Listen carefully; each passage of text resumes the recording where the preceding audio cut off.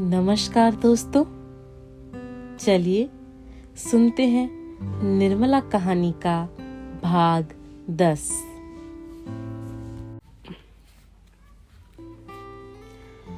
दोस्तों, निर्मला कहानी में शुरुआत से अभी तक आपने सुना कि निर्मला का विवाह अपने से दुगनी आयु के व्यक्ति मुंशी तोताराम से हो जाता है। मुंशी जी अपने सबसे बड़े पुत्र मनसाराम और निर्मला के संबंधों पर संदेह करते हैं। मनसाराम को जब यह पता चलता है तो वह बीमार पड़ जाता है और उसकी मृत्यु के पश्चात ही तोतेराम का संदेह भी समाप्त हो जाता है। पुत्र शोक और ग्लानि से तोतेराम कचहरी जाना छोड़ देते हैं, जिससे उनकी आर्थिक स्थिति दिन प्रतिदिन गिरती जाती है। मनसाराम का इलाज जिस डॉक्टर ने किया था उससे तोतेराम की मित्रता हो जाती है और उनकी पत्नी सुधा से निर्मला की। बाद में निर्मला से सुधा को ज्ञात होता है कि निर्मला का पहला रिश्ता जो दहेज के लालच के कारण तोड़ दिया गया था, वह उसके पति डॉक्टर साहब का था। सुधा अपने पति को खूब खरी खोटी सुनाकर लज्जित करती है, जिसके पश्चात डॉक्टर साहब अपनी भूल को सुधारने का प्रण लेते हैं और अपने भाई का विवाह निर्मला की छोटी बहन से करवाकर प्रायश्चित करने का प्रयास करते हैं। अब आगे।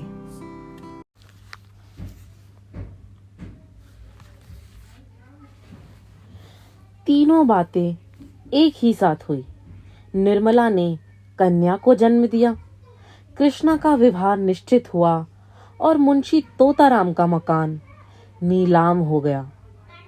कन्या का जन्म तो साधारण बात थी, यद्यपि निर्मला की दृष्टि में यह उसके जीवन की सबसे महान घटना थी, लेकिन शेष दोनों घटनाएं असाधारण थी। कृष्णा का विवाह ऐसे संपन्न घराने में क्यों कर ठीक हुआ? उसकी माता के पास तो दहेज के नाम को कौड़ी भी ना थी, और इधर बूढ़े सिन्हा साहब जो पेंशन लेकर घर आ गए थे, बिरादरी में महालोभी मशहूर थे, वह अपने पुत्र का विवाह ऐसे दरिद्र घराने में करने पर कैसे राजी हुए? किसी को सहसा विश्वास न आता था। इससे भी बड़े आश्चर्य की बात मुंशी जी के मकान का नीलाम होना था। लोग मुंशी जी को अगर लखपति नहीं तो बड़ा आदमी अवश्य समझते थे। उनका मकान कैसे नीलाम हुआ? बात यह थी कि मुंशी जी ने एक महाजन से कुछ रुपए कर्ज लेकर एक गांव रहन रखा था। उन्हें आशा थी कि आध साल में यह रुपए पाट देंगे, फिर 10-5 साल में उस गांव पर कब्जा कर लेंगे। वह जमींदार असल और सूद के कुल रुपए अदा करने में असमर्थ हो जाएगा। इसी भरोसे पर मुंशी जी ने यह मामला किया था। गांव बहुत बड़ा था, 400-500 रुपए नफा होता, लेकिन मन की सोची मन में ही रह गई। मुंशी जी दिल को बहुत समझाने पर भी कचहरी ना जा सके। पुत्र शोक ने उनमें कोई काम करने की शक्ति ही नहीं छोड़ी। कौन ऐसा हृदय शून्य पिता है जो पुत्र की गर्दन पे तलवार चलाकर चित्त को शांत कर ले? महाजन के पास साल भर तक सूद ना पहुंचा और न उसके बार बार बुलाने पर मुंशी जी उसके पास गए। यहाँ तक कि पिछली बार उन्होंने साफ साफ कह दिया कि हम किसी के गुलाम नहीं हैं, साहू जी जो चाहे करें। तब साहू जी को गुस्सा आ गया, उसने नालिश कर दी। मुंशी जी पैरवी करने भी ना गए। एकाएक डिग्री हो गई और यह घर में रुपए कहाँ रखे थे? इतने दिनों में मुंशी जी की साख भी उठ खड़ी हुई थी, वे रुपए का प्रबंध ना कर सके। आखिर मकान नीलाम पर चढ़ गया। निर्मला सौर में थी, यह खबर सुनी तो कलेजा सन्न हो गया। जीवन में कोई और सुख ना होने पर भी धनाभाव की चिंताओं से मुक्त थी। धन मानव जीवन में अगर सर्वप्रधान वस्तु नहीं तो वह उसके बहुत निकट की वस्तु अवश्य है।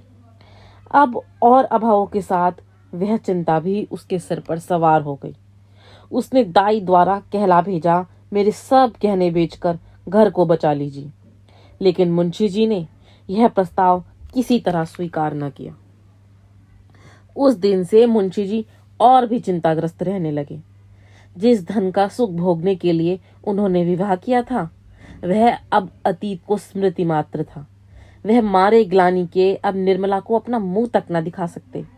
उन्हें अब उस अन्याय का अनुमान हो रहा था जो उन्होंने निर्मला के साथ किया था, और कन्या के जन्म ने तो रही सही कसर भी पूरी कर दी, सर्वनाश ही कर डाला।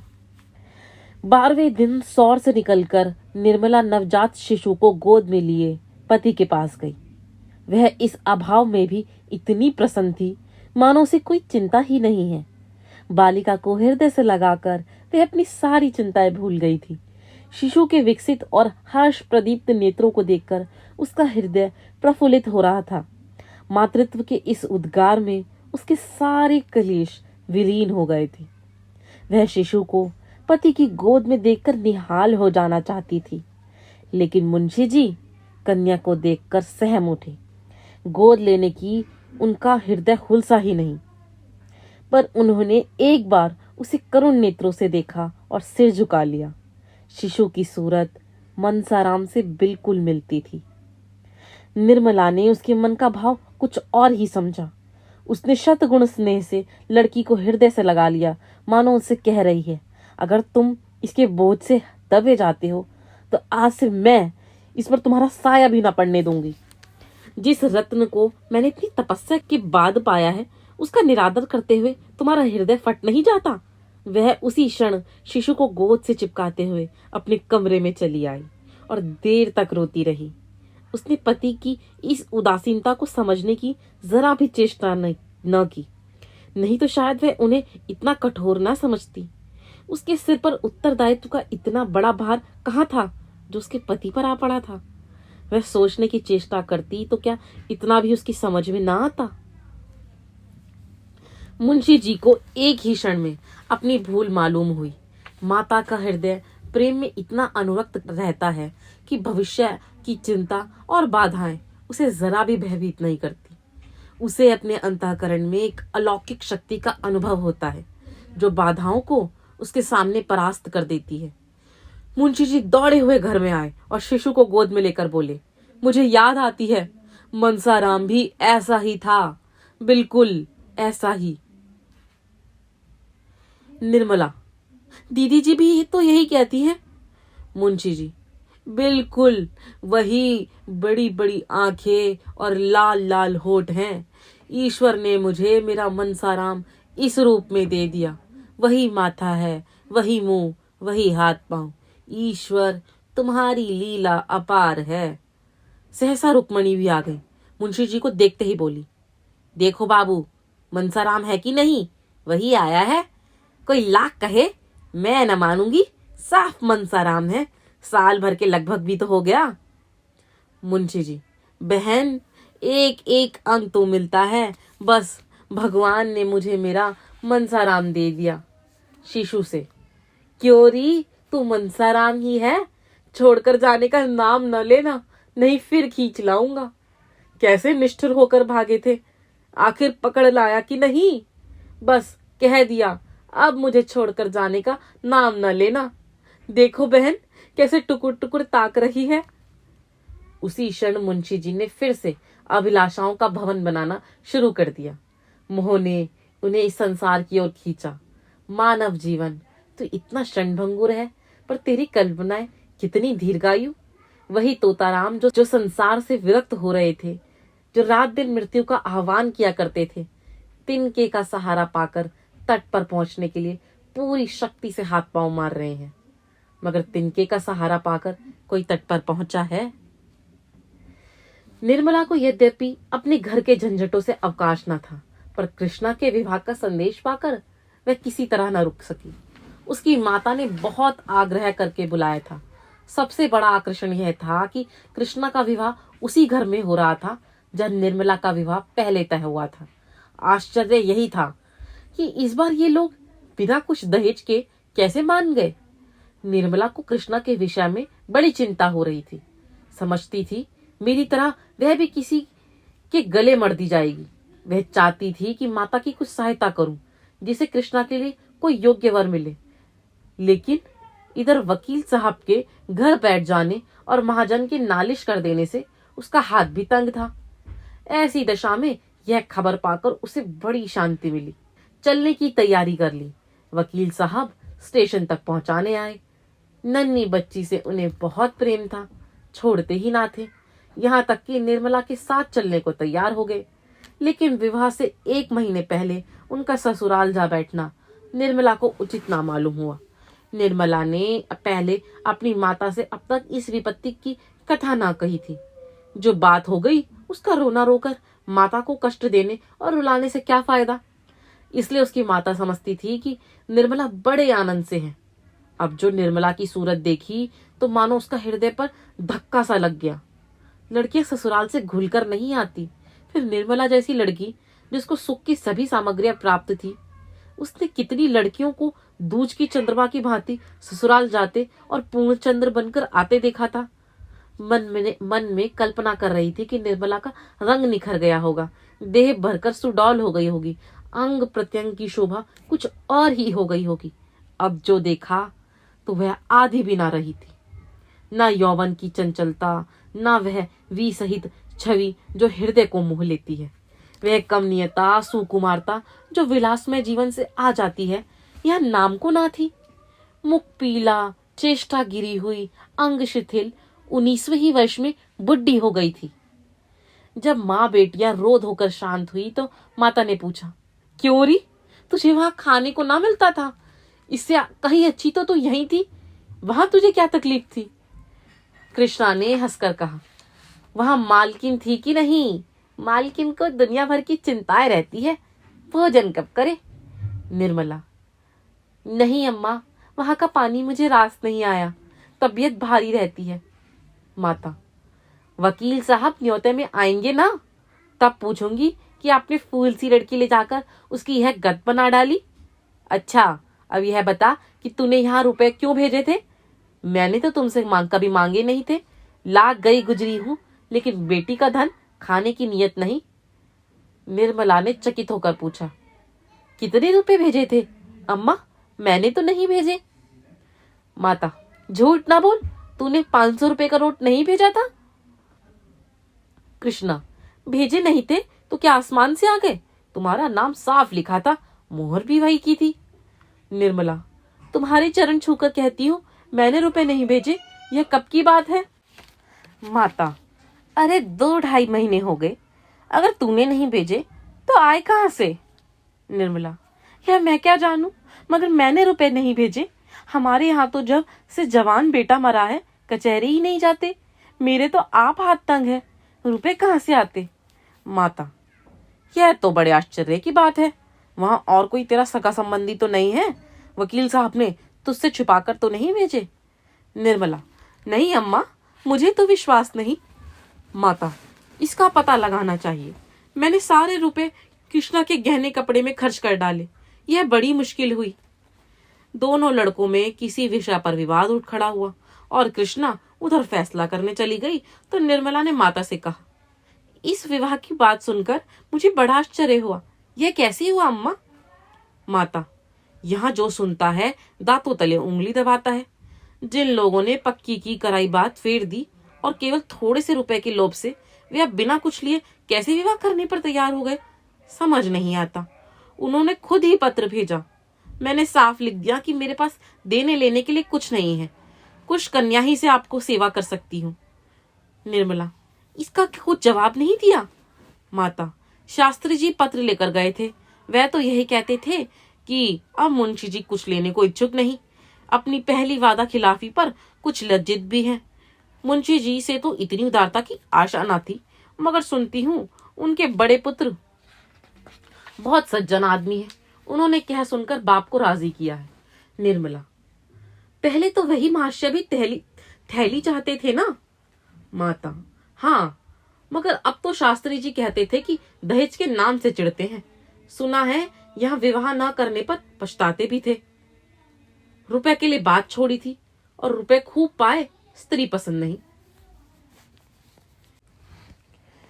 निर्मला के मन में उस पुरुष को देखने की प्रबल उत्कंठा हुई जो उसकी अवहेलना करके अब उसकी बहन का उद्धार करना चाहता है।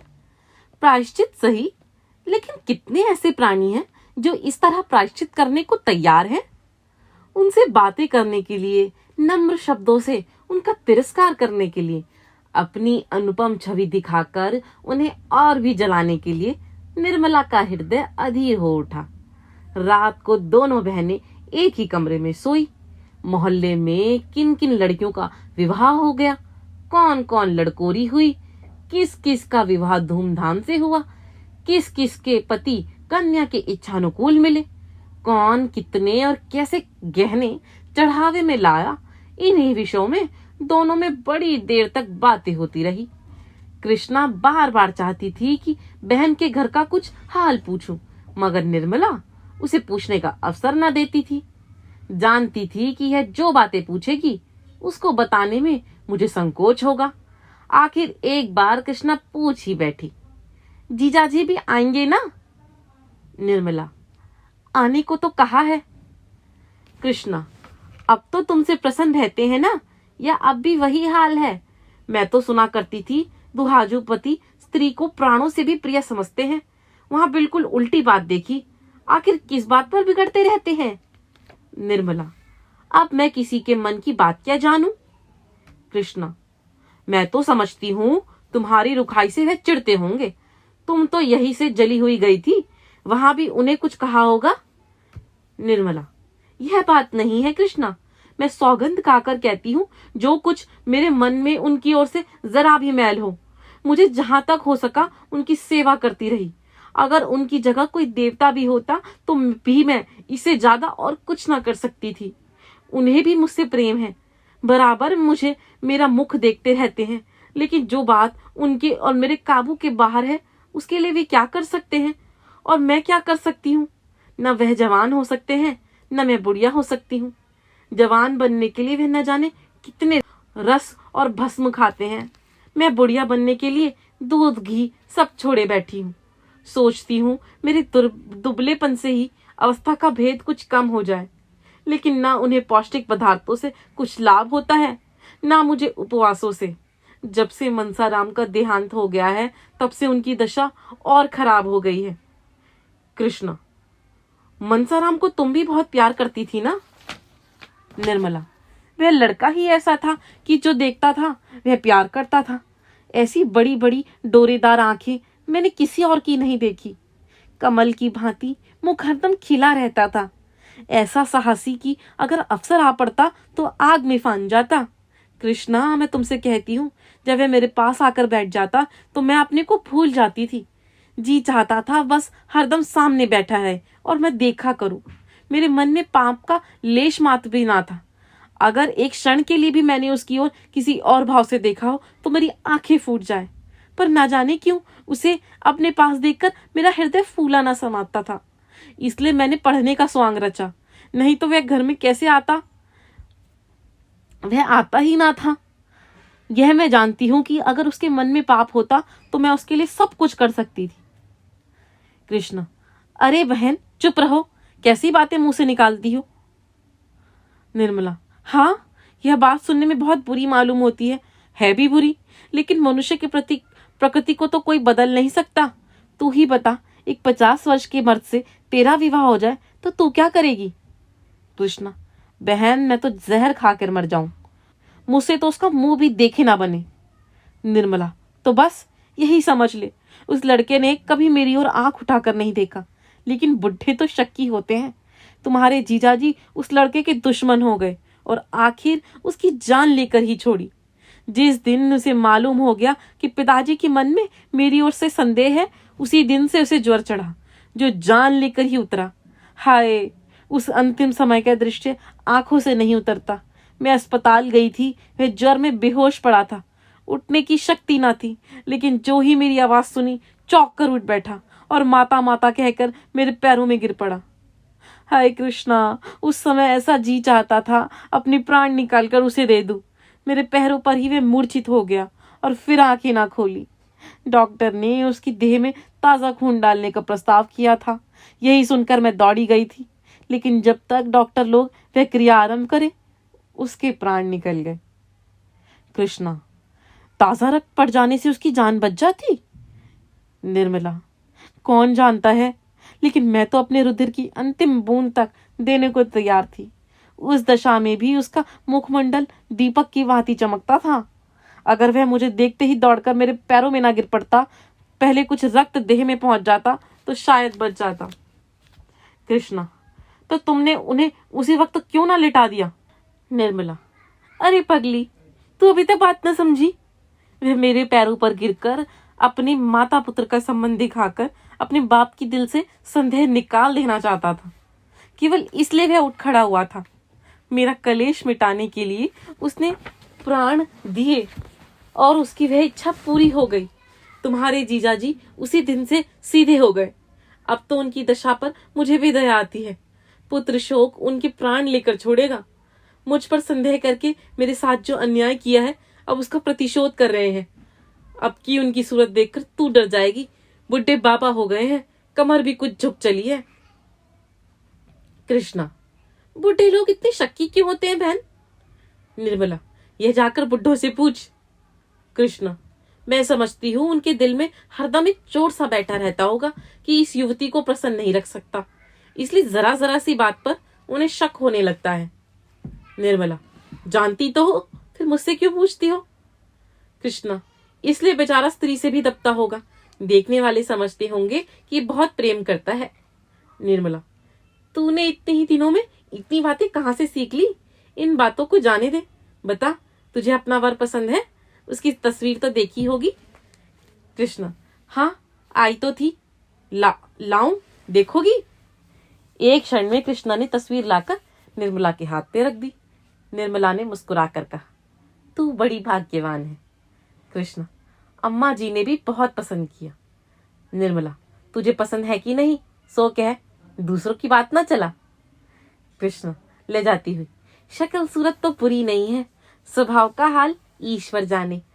शास्त्री जी तो कहते थे ऐसे सुशील और चरित्रवान युवक कम होंगे। निर्मला, यहाँ से तेरी तस्वीर भी गई होगी। कृष्णा, गई तो थी, शास्त्री जी ही तो ले गए थे। निर्मला, उन्हें पसंद आई? कृष्णा, अब किसी के मन की बात मैं क्या जानूं? शास्त्री जी तो कहते थे कि बहुत खुश हुए थे। निर्मला, अच्छा, बता, तुझे क्या उपहार दूं? अभी से बता दे, जिससे बनवा रखूं। कृष्णा, जो तुम्हारा जी चाहे दे देना। उन्हें पुस्तकों से बहुत प्रेम है, अच्छी अच्छी पुस्तकें मंगवा देना। निर्मला, उनके लिए नहीं पूछती, तेरे लिए पूछती हूँ। कृष्णा, अपने ही लिए तो भी मैं भी कह रही हूँ। निर्मला तस्वीर की तरफ देखती हुई, कपड़े सब खद्दर के मालूम होते हैं। कृष्णा, हाँ, खद्दर के बड़े प्रेमी हैं। सुनती हूँ कि पीठ पर खद्दर लादकर देहातों में बेचने जाया करते हैं। व्याख्यान देने में भी चतुर हैं। निर्मला, तब तो तुझे भी खद्दर पहनना पड़ेगा, तुझे तो मोटे कपड़ों से चिढ़ होती है। कृष्णा, जब उन्हें मोटे कपड़े अच्छे लगते हैं तो मुझे क्यों चिढ़ होगी? मैंने तो चरखा चलाना भी सीख लिया है। निर्मला, सच? सूत निकाल लेती है? कृष्णा, हाँ बहन, थोड़ा थोड़ा निकाल लेती हूँ। जब वह खद्दर के इतने प्रेमी है तो चरखा भी चलाना जरूर जानते होंगे। मैं न चला सकूंगी तो मुझे कितना लज्जित होना पड़ेगा। इस तरह बात करते करते दोनों बहनें सो गई। कोई 2 बजे रात को बच्ची रोई तो निर्मला की नींद खुली। देखा तो कृष्णा की चारपाई खाली पड़ी थी। निर्मला को आश्चर्य हुआ कि इतनी रात गए कृष्णा कहाँ चली गई। शायद पानी वानी पीने गई हो, मगर पानी तो सिरहाने रखा हुआ है। फिर कहाँ गई है? उसने 2-3 बार उसका नाम लेकर आवाज दी, पर कृष्णा का पता ना था। तब तो निर्मला और भी घबरा उठी। उसके मन में भांति भांति की शंकाएं होने लगी। सहसा उसे ख्याल आया कि शायद अपने कमरे में ना चली गई हो। बच्ची सो गई तो वह उठकर कृष्णा के कमरे के द्वार पर आई। उसका अनुमान ठीक था, कृष्णा अपने कमरे में थी। सारा घर सो रहा था और वह बैठी चरखा चला रही थी। इतनी तन्मयता से शायद उसने थिएटर भी ना देखा होगा। निर्मला दंग रह गई। अंदर जाकर बोली, यह क्या कर रही है रे? यह चरखा चलाने का समय है? कृष्णा चौंक कर उठी और संकोच से सिर झुकाकर बोली, तुम्हारी नींद कैसे खुल गई? पानी वानी तो मैंने रख दिया था। निर्मला, मैं कहती हूँ दिन को तुझे समय नहीं मिलता जो पिछली रात को चरखा लेकर बैठी है। कृष्णा, दिन को फुर्सत ही नहीं मिलती। निर्मला सूत देखकर, सूत तो बहुत महीन है। कृष्णा, कहाँ बहन, यह तो सूत मोटा है। मैं बारीक सूत काट कर उनके लिए साफा बनाना चाहती हूँ। यही मेरा उपहार होगा। निर्मला, बात तो तूने खूब सोची है। इससे अधिक मूल्यवान वस्तु उनकी दृष्टि में और क्या होगी? अच्छा उठ, इस वक्त कल काटना, कहीं बीमार पड़ जाएगी तो यह सब धरा का धरा रह जाएगा। कृष्णा, नहीं मेरी बहन, तुम चलकर सो, मैं अभी आती हूँ। निर्मला ने अधिक आग्रह न किया, लेटने चली गई, मगर किसी तरह नींद न आई। कृष्णा की उत्सुकता और यह उमंग देखकर उसका हृदय किसी अलक्षित आकांक्षा से आंदोलित हो उठा। ओह, इस समय उसका हृदय कितना प्रफुल्लित हो रहा है। अनुराग ने उसे कितना उन्मत्त कर रखा है। तब उसे अपने विवाह की याद आई, जिस दिन तिलक गया था। उसी दिन से उसकी सारी चंचलता, सारी सजीवता विदा हो गई थी। अपनी कोठरी में बैठी वह अपनी किस्मत को रोती थी और ईश्वर से विनय करती थी कि प्राण निकल जाए। अपराधी जैसे दंड की प्रतीक्षा करता है, उसी भांति वह विवाह की प्रतीक्षा करती थी। उस विवाह की जिसमें उसके जीवन की सारी अभिलाषाएं विलीन हो जाएंगी, जब मंडप के नीचे बने हुए हवन कुंड में उसकी आशाएं जलकर भस्म हो जाएंगी। इस कहानी के अन्य भाग सुनने के लिए जुड़े रहिए मेरे चैनल राहें कहानियों की के साथ। अगर आपको यह वीडियो अच्छी लगी है तो इस वीडियो को लाइक करिए, सब्सक्राइब करिए मेरे चैनल को और सुनते रहिए एक कहानी दीपाली की जुबानी।